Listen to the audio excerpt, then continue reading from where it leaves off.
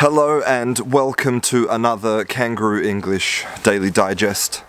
My name is Christian and today is Friday, best day of the week. I'm in Australia, as you can see, and so I thought that I would talk a little bit about Australia and maybe some Australian vocabulary. So you'll probably notice that I'm wearing a puffer jacket because yes, it does get cold in Australia sometimes, especially here where my mum and my sister live, up in the hills of Western Australia. It can get quite chilly. Like last night, I think at night it was about 4 or 5 degrees, quite chilly, and now there's a chill in the air. And you can see I'm sitting here in front of this beautiful eucalyptus tree, and it smells fantastic. So first I wanted to just talk a little bit about some Australian things. So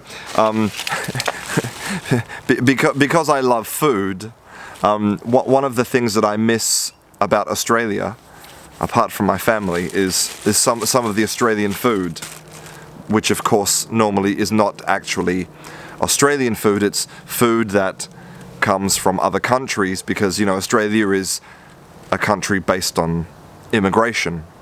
The true Australians are the Aboriginals. So this is a typical Australian product, okay, that I'm not sure, but I think it's British, okay. They're called hot cross buns. So you can see it's like a little fruit bread. It's like bread with fruit in it, sultanas and raisins, and it has a cross on top. Now, these originally were only eaten at Easter, and so the cross was to represent, Christianity and Jesus, and they were religious bread. Maybe in your country you have some special food that you eat during religious celebrations.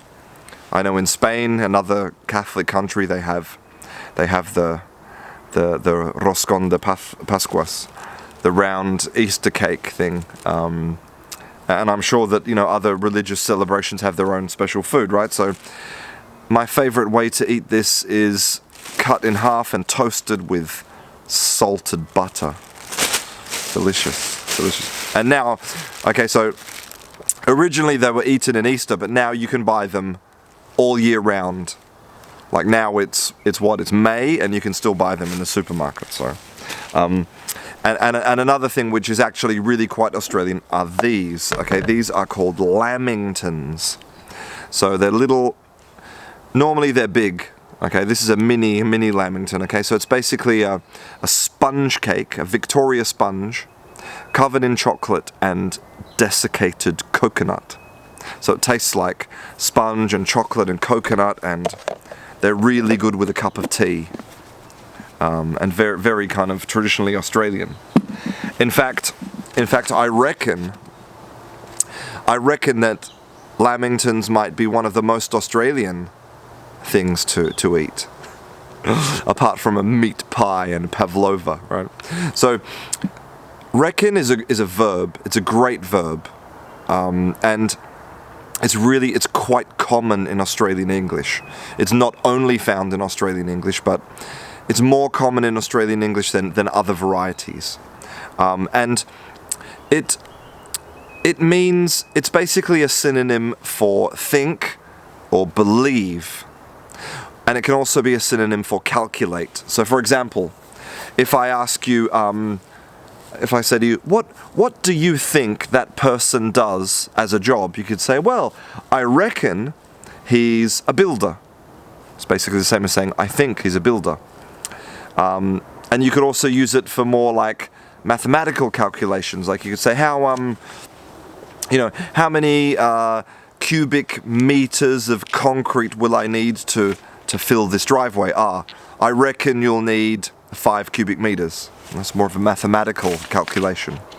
And so the word is strange because depending on the country, because as I said, it exists in other varieties of English, but depending on the country, it can be connected with your social status. Like, for example, this word would be more associated with a lower social status than in Britain than it would in Australia. Like in Australia, everyone says reckon, but in Britain, if you say reckon, it automatically associates you with a lower class of people, right?